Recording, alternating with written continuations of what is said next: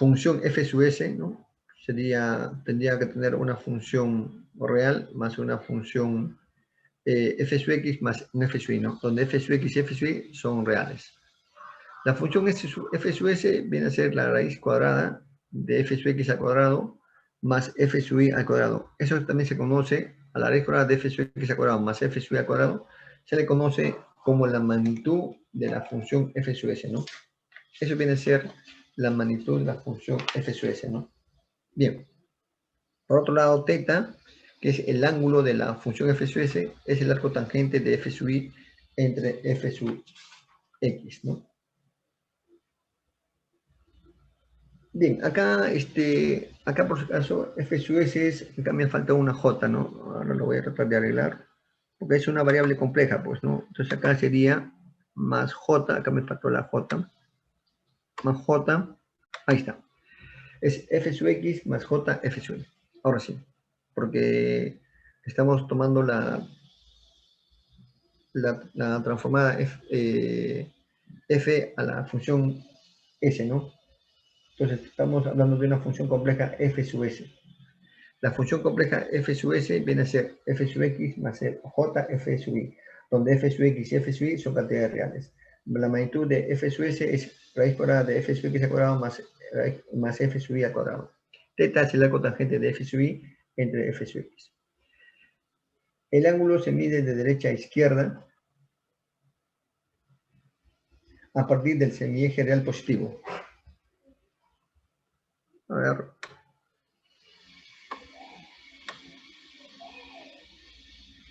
Entonces, de derecha a izquierda se mide el ángulo. Dice que a partir del semieje real positivo. Bueno, ya sabemos que este es el semieje real positivo y el ángulo se mediría de derecha a izquierda. Ahí está.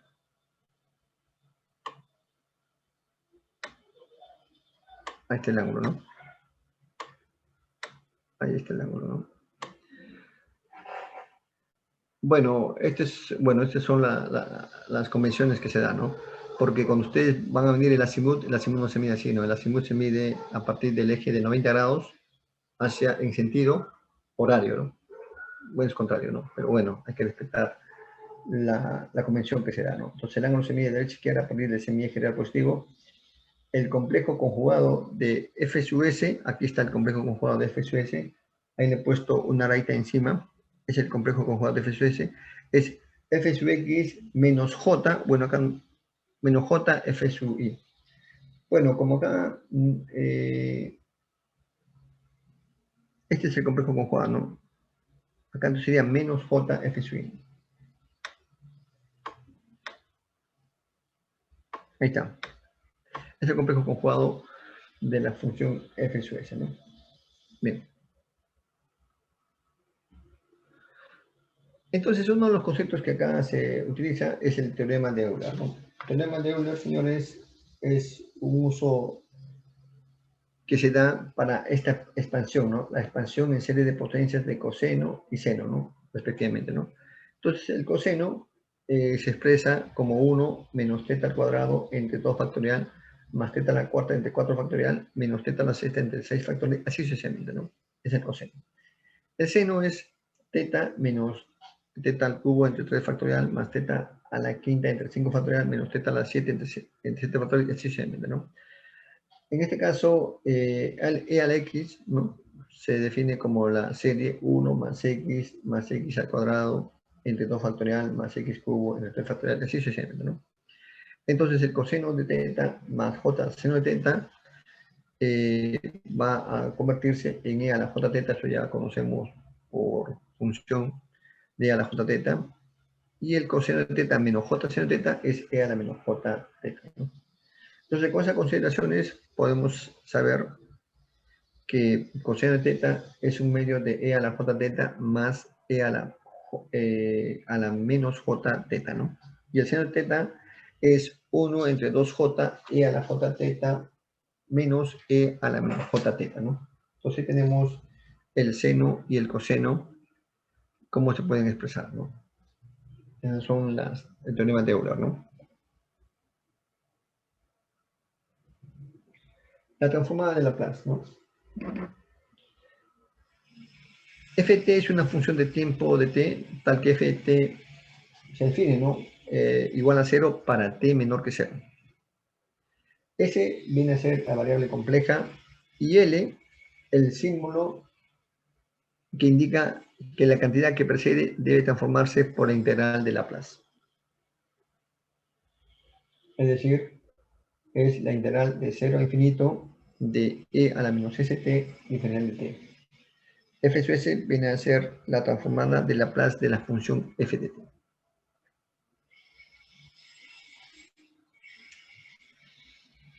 Entonces, la función L, ¿no?, aplicada a la función f de t, viene a ser la transformada de Laplace f sub s y viene a ser la integral de 0 a infinito de f de t, como estamos viendo ahí, ¿no? Viene a ser la f de t por e a la menos st diferencial de t, ¿no? Eso viene a ser la transformada de Laplace, ¿no? O sea, es la integral de 0 a infinito de e a la menos st por e a la menos st diferencial de t, ¿no? Ahí está, como están viendo ahí, esa es la transformada de Laplace, ¿no? La transformada inversa de Laplace, bueno, la transformada inversa de Laplace viene a ser, ahí como estamos viendo, esta integral de ahí, ¿no? O sea, viene a ser f de t, ¿no? Esas dos cosas nos interesan bastante en este tipo de transformadas, ¿no?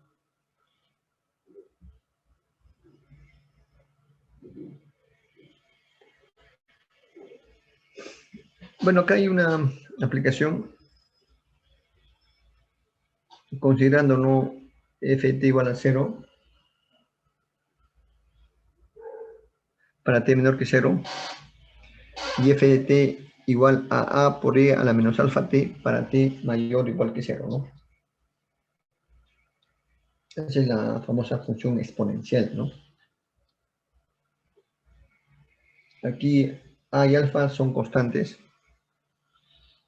Entonces acá aplicamos la transformada de Laplace y vamos a obtener lo que estamos ahí viendo, ¿no? La transformada de Laplace de a por e a la menos alfa t es igual a la integral, bueno, eso va a ser la función f sub s, la función de Laplace, va a ser igual a la integral de 0 a infinito de a por e a la menos alfa t por e a la menos st diferencial de t, ¿no? Ahí va a salir, bueno, ahí como a y alfa son constantes, sale a de la integral, y tenemos la integral de 0 a infinito de a la menos t por alfa más s diferencial de t, ¿no? Entonces, efectuando esa integral, obtenemos que la transformada de Laplace de esa función es a entre s más a.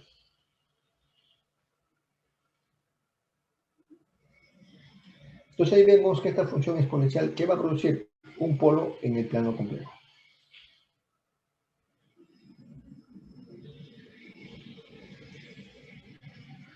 Entonces esta función va a producir un polo en el plano complejo, ¿no?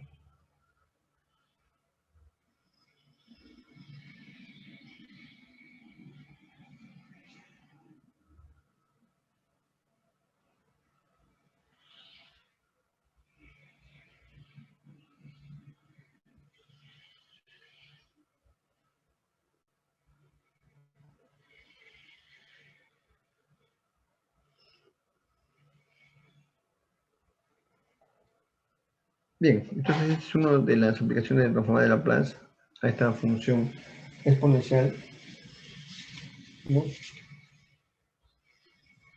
F de t igual a 0 para t menor que 0, pero para t mayor o igual que 0, a por e a la menos alfa t.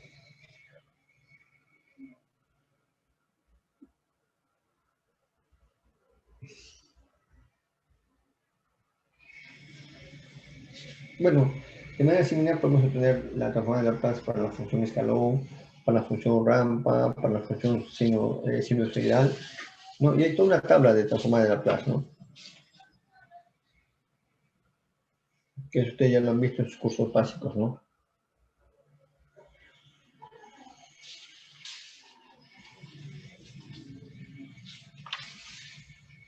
Bien, entonces después de ver todas estas propiedades de la transformada de Laplace, ¿no? Vamos a ver inclusive el teorema del valor final, el teorema del valor inicial. Teorema de la diferenciación compleja, ¿no? Todos son propiedades de la transformada de Laplace, la integral de convolución, ¿no? También va a surgir la transformada inversa de Laplace, que ya lo hemos visto de manera resumida cuál es su definición, ¿no?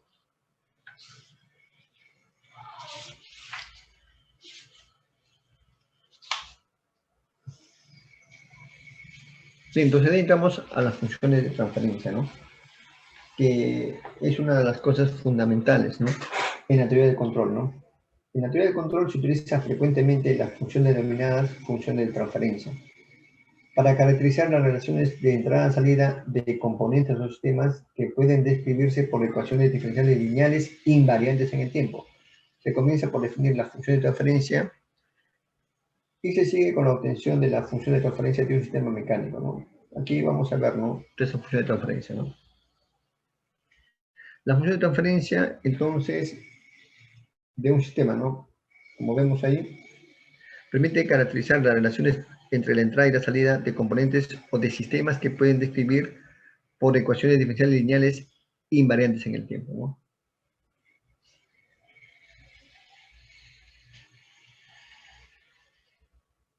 Entonces, ¿cómo se define la función de transferencia de un sistema de ecuaciones diferenciales lineales invariantes en el tiempo? Se define como la relación entre la transformada de Laplace de salida, función de respuesta, y la transformada de Laplace de entrada, función de excitación, ¿no? Bajo la suposición de que todas las condiciones iniciales son cero. Esa es la restricción que se hace acá, ¿no? Entonces acá sea el sistema lineal invariante en el tiempo, como estamos ahí presentando, a su cero. Y bueno, acá no ha salido a aparecer las derivadas, ¿no? Porque acá viene a ser, no ha salido la parte de acá arriba lo que tenía que salir, ¿no? Ahorita lo voy a poner, ¿ya? Luego lo voy a corregir para que ustedes vean eso de manera correcta, ¿no? Acá es a su i, acá es a su prima, ¿no? Acá hay un punto, y así no empiezan a subir, acá llegaríamos hasta la derivada m-1, ¿no? Sí, n-1, acá n-1, no salió bien este acá, luego lo voy a corregir para que ustedes vean, ¿no? La nomenclatura correcta, ¿no? Y acá sería la derivada de n, ¿no? Si a veces se corre, pues, bueno, a veces no ayuda el PowerPoint, ¿no? Bien, entonces, y para eso para la parte I y para la parte B de manera similar, ¿no? Acá sería BMX, acá sería X', y acá otra vez, ¿no? Todas las derivadas, acá sería M-1. Luego se lo voy a corregir, no se preocupen, voy a corregir en este de acá, en esta ola vector, ¿no? Y acá M, ¿no? Listo. Entonces acá N es mayor que M, con esa condición. Entonces vamos a obtener la función de transferencia. La función de transferencia de la salida versus la función de transferencia de entrada. Entonces obtenemos I sub S entre X sub S y ahí vemos, ¿ve? B sub 0 S a la M más B sub 1 S a la M menos 1 y así sucesivamente más B sub M menos 1 por S más B sub M, ¿no? Y en el denominador A sub 0 S a la N más A sub 1 S a la N menos 1, así sucesivamente hasta A sub N, ¿no? Bien, utilizando este concepto de función de transferencia se puede representar la dinámica de un sistema por ecuaciones algebraicas en S. Si la potencia más alta de S en el denominador de la función de transferencia es igual a N, entonces se dice que el sistema es de orden N. Justo en nuestro denominador, la potencia más alta es de orden N, ¿no? El exponente que afecta a S, ¿no? A su 0, S a la N, ¿no? Bien. El concepto de función de transferencia está limitado a sistemas de ecuaciones diferenciales lineales invariantes en el tiempo. La función de transferencia es un método operacional para expresar la ecuación diferencial que relaciona la variable de salida con la variable de entrada.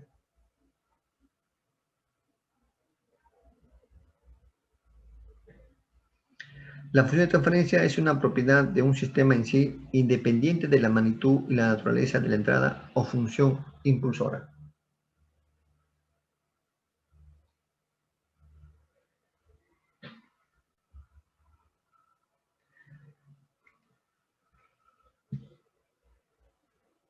Bueno, más comentarios de la función de transferencia, ¿no? La función de transferencia incluye las unidades necesarias para relacionar la entrada con la salida. No obstante, no brinda ninguna información con respecto a la estructura física del sistema. Si se conoce la función de transferencia de un sistema, se puede estudiar la salida o respuesta para diversas formas de entrada, con el objetivo de lograr una comprensión de la naturaleza del sistema. Si se conoce la función de transferencia de un sistema, se puede establecer experimentalmente introduciendo entradas conocidas y estudiando la respuesta o salida del sistema, brindando la descripción de las características dinámicas del sistema.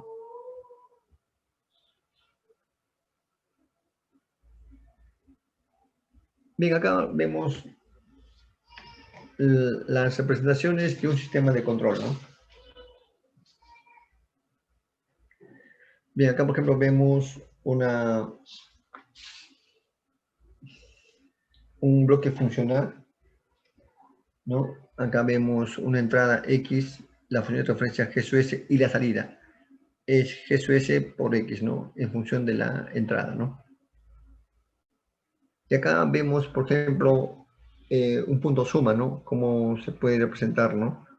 Acá vemos un diagrama donde aquí va a haber una entrada y si esto de acá representa una resta, bueno, esto se va a sumar, pero esto va a ser negativa, entonces acá finalmente se va a restar, ¿no? Acá vemos justo el uso de estos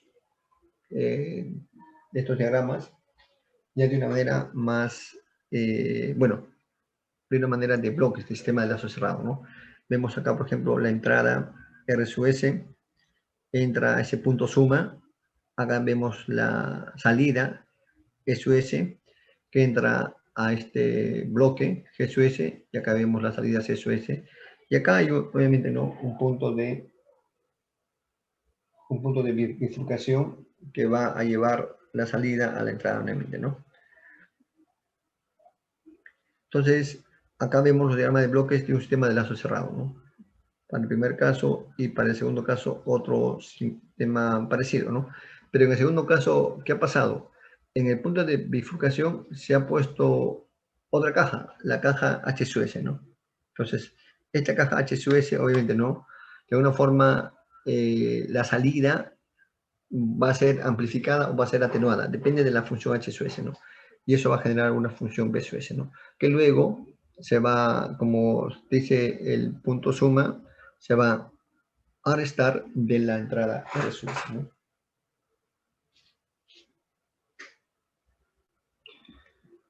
Función de transferencia del ejemplo anterior, ¿no? Entonces, dando los diagramas anteriores, ahí podemos ver la función de transferencia, ¿no?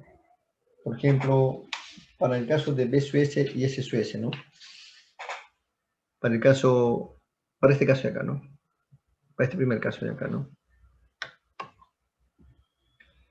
Entonces ahí tenemos B sub S entre E sub S, ahí está, B sub S entre E sub S, que es G sub S por H sub S, ¿no? Entonces esto es la función de transferencia de lazo abierto, ¿no? Claro, ahí lo que nos faltó solamente es definir, ¿no? Cuál es la entrada, cuál es la salida, ¿no? Y cuál es B sub S, ¿no? Entonces hay B sub S entre E sub S, G sub S por H sub S, ¿no? La función de transferencia directa es C sub S entre S sub S. Ahí vemos que es G sub S, ¿no? La función de transferencia directa, ¿no? La función de transferencia de lazo cerrado, ahí vemos que es C sub S entre R sub S igual a G sub S entre 1 más G sub S por H sub S, ¿no? Eso para la transferencia de lazo cerrado, ¿no? Y para la transferencia de lazo cerrado con amplificación de la señal de entrada acá, para el último caso, es G sub S entre R sub S igual a G sub S entre 1 más K por G sub S por H sub S, ¿no? Ese es para el último caso, ¿no? Entonces, ahí vemos las relaciones de C sub S entre R sub S, C sub S entre E sub S o BS entre E sub S, ¿no? dependiendo qué estamos ahí comparando, ¿no?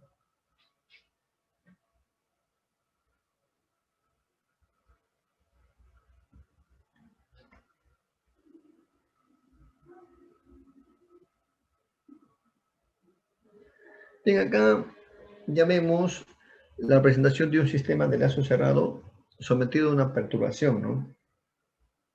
Se puede considerar las respuestas de las entradas por separado y luego sumarlas, ¿no? Ahí vemos nuestra función, ¿no? RSUS,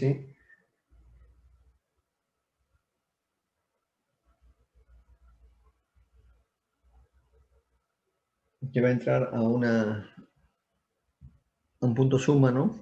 Y luego vamos a poner una entrada SUS que se va,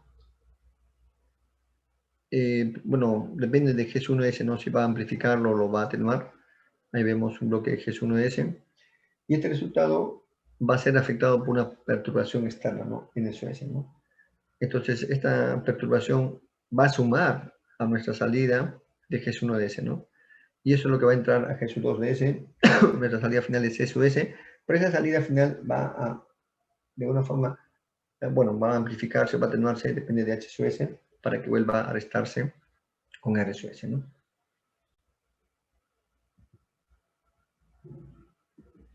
Entonces, en ese sentido, vamos a tener las diferentes funciones que estamos presentando, ¿no?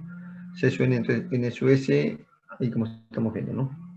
GSU2DS entre 1 más GSU1S por GSU2DS más HDS, y CSUR entre RSUS es GSU1DS por GSU2DS entre 1 más GSU1DS por GSU2DS por HDS, ¿no? CSUS, CSURDS más GSU. Ahí vamos a tener toda esta simplificación del sistema de lazo cerrado que estamos viendo, ¿no? Finalmente vamos a llegar a esta última función, ¿no?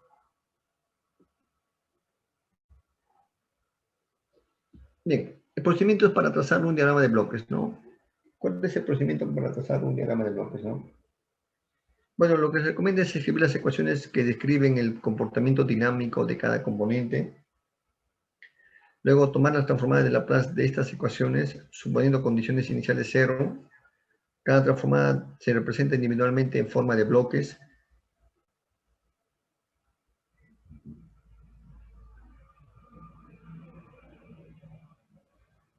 Se integran los elementos en un diagrama de bloques completo, finalmente, ¿no?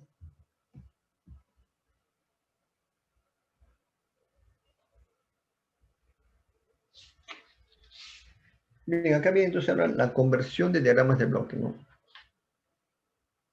Bien, en las operaciones de los diagramas de bloque vamos a ver una serie de operaciones, ¿no? Ahí, como vemos aquí, la suma de señales, tenemos dos señales, X1DS y X2DS. Bueno, dependiendo, ¿no? Si X2DS es más menos, entonces la salida va a ser X1DS más menos X2DS, ¿no? Como dije, depende de X2DS, ¿no? Si se suma o se resta, ¿no? Luego vamos a ver una conexión en cascada. La conexión en cascada de estas señales de aquí es la que estamos mostrando a continuación, F1DS y F2DS. El resultado final va a ser F1DS por F2DS. Luego vemos conexión en paralelo, F1DS y F2DS. Vemos su equivalente F1DS más F2DS, ¿no? La conversión de diagramas de bloque, ¿no? Podemos ver un caso de retroalimentación, como estamos ahí viendo. Para ese caso, entonces, ese diagrama de bloques se puede de una forma simplificar.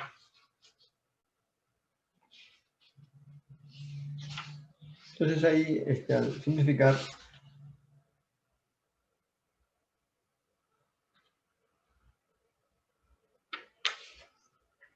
vemos que el resultado final va a ser G sub S entre 1 más menos G sub S por HDS. En el caso de la retroalimentación. En el caso del traslado del sumador, tenemos una función X1S, miren, ve, que entra a una caja F1S y otra entrada X2DS que entra a otra caja F2DS. Esas dos salidas de esas dos cajas se van a sumar y obtenemos la salida ISO-S. Entonces acá se podría hacer un traslado de sumador Y para eso, la función de la caja F sub 2ds pasaría a la primera caja, pero dividiendo. Al dividir, tenemos la entrada X1ds va a ser afectada por F1ds entre F sub 2ds. Y ese resultado se va a sumar con la entrada X2ds. Y luego este F2ds, a la suma de esas dos entradas, lo va a afectar, ¿no? ¿Quién? F2ds nuevamente lo va a afectar y obtenemos la salida I sub S, ¿no? Eso es cuando se trata de un traslado del sumador. Traslado de punto de salida, que es otro caso que se puede presentar, X de S, F1 de S, y sale una salida I sub 1 de S, ¿no? Por otro lado, X de S entra a otra entrada, F2 de S, y sale una salida I sub 2 de S. Entonces, podemos querer que la entrada F1 de S afecte directamente a X de S. Si lo afecta directamente a XDS, entonces su salida ya no va a ser afectada y va a ir directamente a la salida IS1S. Pero su salida de F1S sí va a afectar al bloque F2DS. ¿Cómo lo va a afectar? Simplemente dividiéndolo, ¿no? O sea, este segundo bloque sí lo va a afectar y se divide F2DS entre F1DS, ¿no? Obtengo la salida IS2DS, ¿no?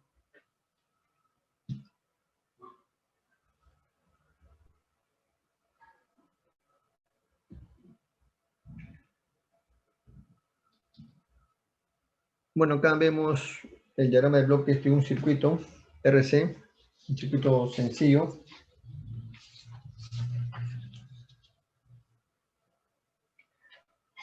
¿No?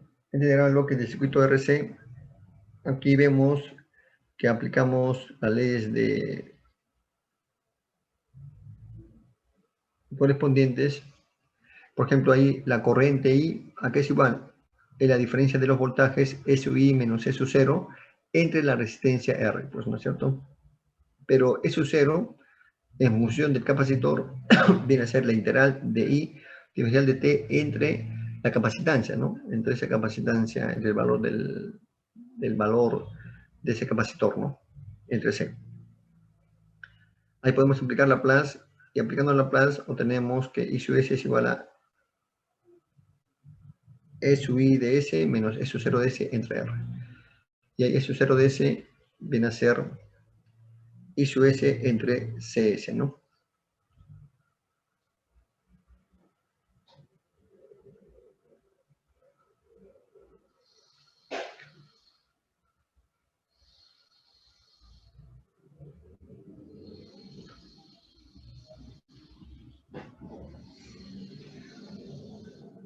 Si de alguna forma quisiéramos ver su diagrama de bloques, ¿no?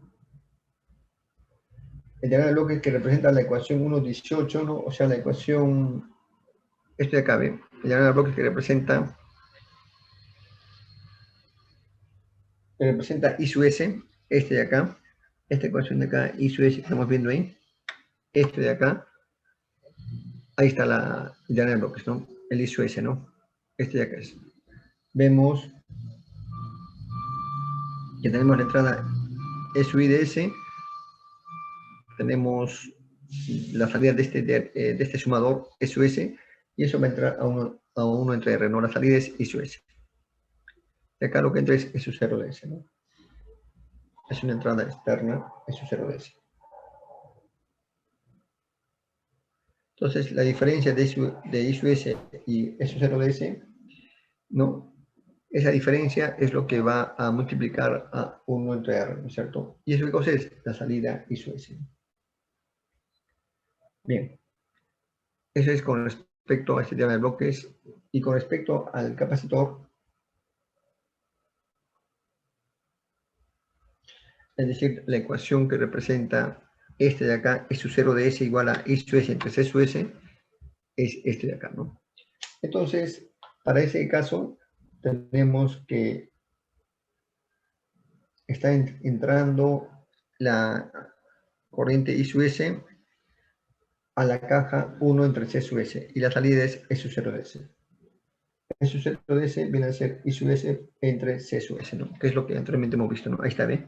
S sub 0 de S es igual a I sub S entre C sub S, ¿ve? Ahí está. Ahí está, ¿eh? Ese es el caso del diagrama de bloques que representa la ecuación del capacitor, ¿no?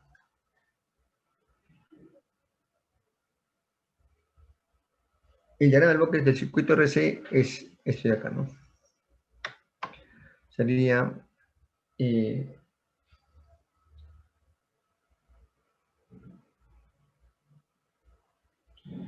la entrada es su IDS, esta entrada ISUS es afectada por 1 entre R, y ahí tenemos la corriente ISUS, que hemos visto afecta al 1 entre CSUS, la salida es S0S, pero esa salida S0S, ¿no? Hemos visto que se resta con la entrada SU IDS, ¿no? Ahí está, esa parte. O sea, como vemos, estos diagramas de bloques lo hemos unido, y ahí está, ¿ven? Obtenemos el diagrama total del circuito de RC que hemos acabado de estudiar, ¿no?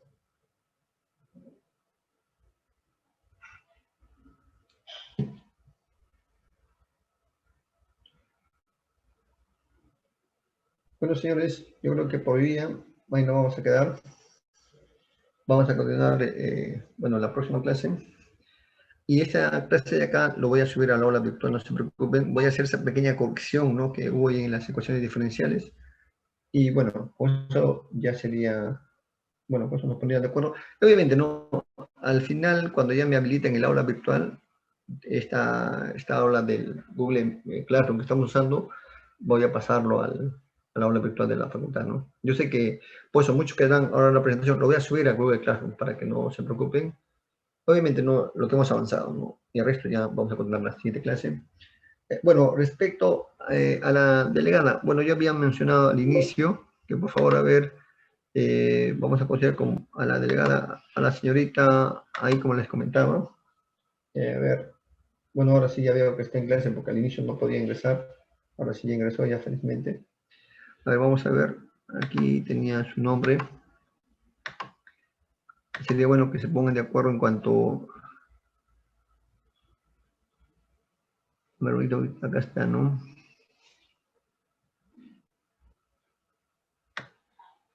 Señores, me han llegado varios respuestas. Ah, ya. Yanela, ¿no? Yanela Rosemary Belleza Zapata.